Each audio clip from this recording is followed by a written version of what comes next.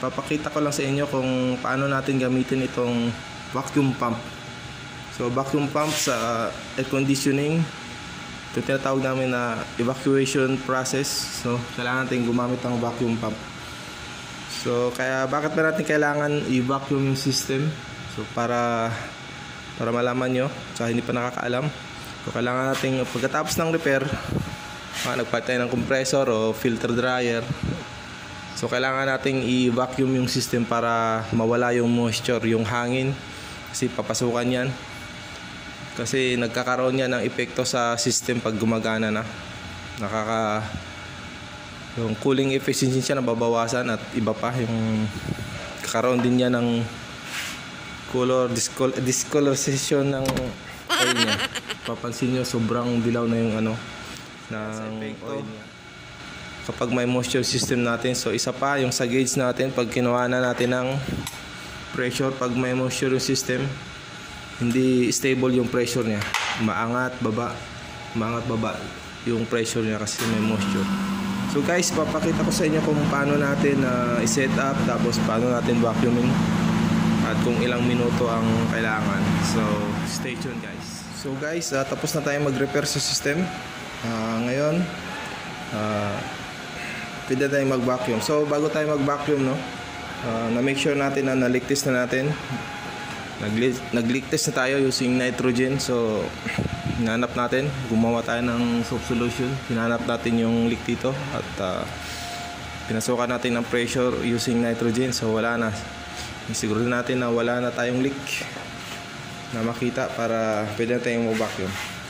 So pagpalagay natin na wala na tayong leak na nakita. So yung system wala siyang karga, Then inup ko na. Naka-off yan syempre ang isolator. Ito. So pwede na tayong mag-vacuum. So sa gauge, kailangan natin ng gauge. So alam niyo naman paano gumamit ng gauge. So yung low sides sa pinakamalaking suction pipe.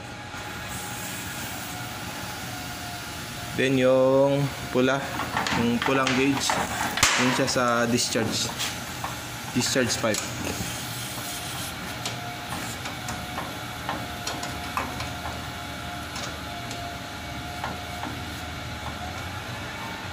Guys, bago kayo magpo-pro ng vacuum, tulad ng sinabi ko kanina, dapat na leak test niya yan. Nitrogen 150 to 200 PSI, pwede na yan. So buksan natin yung magkabilang valve, suction saka yung discharge, magkabilang valve ng gauge. Then yung gitna, ito yung ikakabit natin sa vacuum pump. So guys, ito yung inlet nya. Ayan natin kabila. So ito yung inlet nya. So dyan natin ikakabit yan.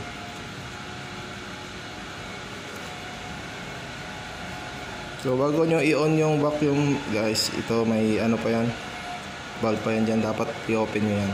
So ganyan, naka-close yan, i-open nyo lang. Balik ko.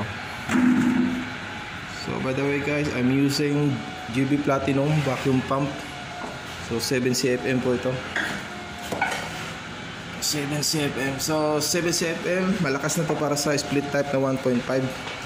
So ang vacuum ko rito 30 to 45 minutes pwede na siya. So pag naka-set up na lahat, nakabukas na tong valve dito. So nasaksak niya na sa kuryente syempre. So ito, ayos na nakaset up na yung mga gauge hoses. So pwede na nating paanda rin. So sa akin guys na 30 minutes, so 45 minutes pwede na yan. So hanggang mag-negative tong suction gauge.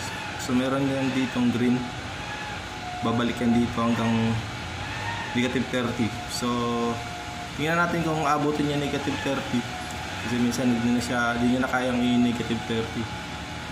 So 30 to 45 minutes. Guys, i-start na natin yung vacuum. So check nyo kung may hangin na lumalabas dito. Dito kasi yung outlet nya, inlet. Ibig sabihin nakabukas na pag may hangin na dito. So hinihigit nyo na yung moisture dyan sa system. Ayan, may hangin na. So guys, pause ko muna yung video. So after 30 o 45 minutes, balikan natin yung system. Tingnan natin kung nag-negative na yung pressure sa gauge niya. So stay tuned guys. So guys, 30 minutes na nakalipas. So titingnan natin yung outlet niya, wala nang hangin. Naramdaman mo na wala nang hangin na lumalabas. So 30 minutes. Ayan guys, nag-negative na siya. Ayan, nakasagat na siya sa negative yung suction gauge. So yung discharge gauge din, kita natin nag-negative na rin siya. So tumama na yung pointer sa pinaka minimum niya. So dito na masasabi na pwede na tong backwashing process na to. Pwede na nating ihinto at mag-charge tayo ng initial. So ganito guys, bago nipa tayo ng vacuum, isarado muna natin yung gauge, yung valve sa gauge ito. Ayan, pati yung suction para hindi bumalik yung hangin. Ganito, pag pinatay mo yung nakabukas to, hihigupin ulit yung hangin dito, babalik sa system. So ayan guys, nakasarado na. So pwede ko na patayin tong vacuum, ang switch nya. Then tanggalin ko yung isang gauge hose dito.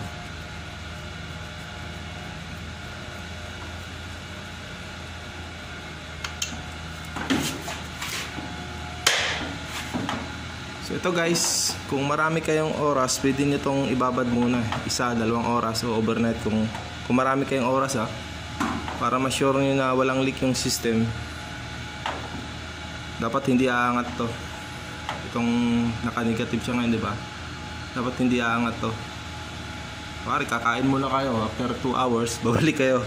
So dapat ganito pa rin. So masigurado natin na walang leak yung system. Tsaka siyempre siguraduhin nyo yung gauge nyo walang leak para hindi babalik yung hangin sa loob. Pero kung nagmamadali naman kayo, may pupuntahan pa kayo, tsaka naligtas nyo naman ng nitrogen to, so pwede na nating lagyan ng initial charge. So ngayon lalagyan na natin siya para for the sake of this video. So paano natin lagyan ng initial charge yung unit. So R22 yung gamit, no? So yung dilaw na hose naman, yung galing sa vacuum, ito naman yung ilagay nyo sa sa tangke ng refrigerant cylinder. So mag parts muna tayo. Wala. So buksan nyo lang ng konti. So i-parts natin dito para may konting hangin. Yun, tama na yun, kunti lang. Bawal magpasingaw ng R22 sa hangin. So ganyan guys, binuksan ko na ng buo yung cylinder. R22 lang to So itatawag ko kasi mas maganda liquid ang i-initial charge natin. So initial lang to hindi gumagana yung unit. So initial pressure nya. Tapos dito tayo unang magbubukas sa discharge line para yung liquid sa discharge. Bago siya makating sa compressor, iikot muna siya papuntang evaporator. Tapos higupin ang compressor para hindi liquid ang mahigop ng kung sa suction tayo. So liquid yung mahigop na kung dito tayo mag-charge ng So syempre nakakasama sa compressor yun kung liquid yung kini-compress niya. Non-compressible yung liquid karoon ng mechanical problem yun. So sa discharge line ako unang magbubukas ng valve para liquid ang i-charge ko. So hintayin nyo lang mag-balance siya guys hanggang sa hindi na siya hindi na tataas yung pressure. Ibig sabihin nun balance na yung system niya. So non-inverter naman to, no? Hindi na natin kailangan kiluhin, hindi siya maselan. So buksan ko na yung discharge para mag-initial charge tayo. Bukas na rin yung cylinder, yung valve. So buksan ko na. Ayan, umaangat na. So umaangat din yung suction nya. So hintayin ko lang na huminto ang pag-angat nito. Ibig sabihin nun, yun na yung standing pressure nya. Ayan guys, umaangat pa. So liquid yung kinanda pa.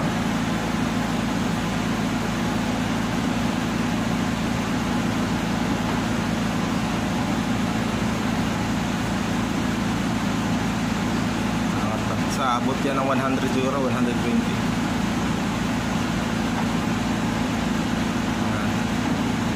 Kumakarga pa siya.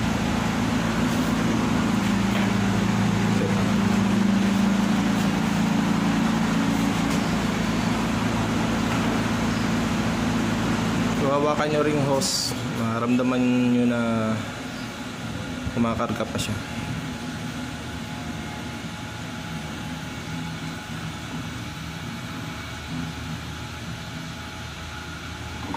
So, umaangat pa rin yung suction niya. So, dito pwede na nating ihinto to, no?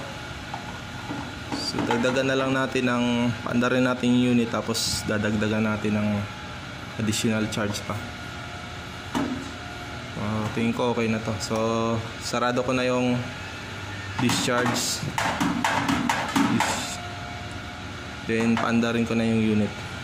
So, itong cylinder, i-ano natin. Ang ubos na. So guys, paandarin ko muna yung unit. Tapos, tingnan natin kung kulang pa. Idadagdagan na lang natin ng gas. So, ayun guys, gumagana na yung unit. Tingnan natin kung ilan. So, nasa 75 yung suction. Yung discharge, mababa talaga yan dahil nandito yung capillary sa loob, expansion valve niya. So, dito tayo sa suction. Tapos, habang minomonitor yung pressure, dapat may clamp meter kayo. So, ampere, line 1.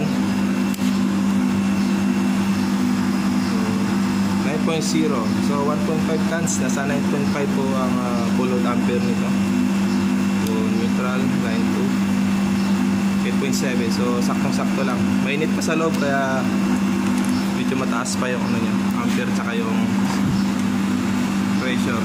Pero tamang-tama na lang tong 75 na to. Pero bababa pa yan habang lumalamig dun sa loob. So tingin ko di na natin kailangan padagdagan yung gas. So lumalamig na rin yung suction niya. Ito yung palatandaan na maganda yung lamig sa loob. So yung discharge niya hindi ito maligamgam kasi low pressure na yung nandito. So ayun guys, i-monitor na lang yan pagka ganyan. Hindi na natin kailangan dagdagan yung refrigerant niya. 9.2. Tingin ko okay na to. So monitoring na lang to. Anda rin ng mga 30 minutes ang oras. So, magtuloy-tuloy yung lamig niya. So, okay na siya. So, and guys, tapos na tayo. Ayan yung paano natin mag-vacuum. Paano natin gamitin yung vacuum pump. Paano tayo mag-initial charge ng R22 units at startup. So, monitoring dapat may clamping din kaya at saka yung discharge pressure gauge. So ayun guys, salamat sa inyong panonood. Mabuhay kayo, God bless. Hanggang sa muli.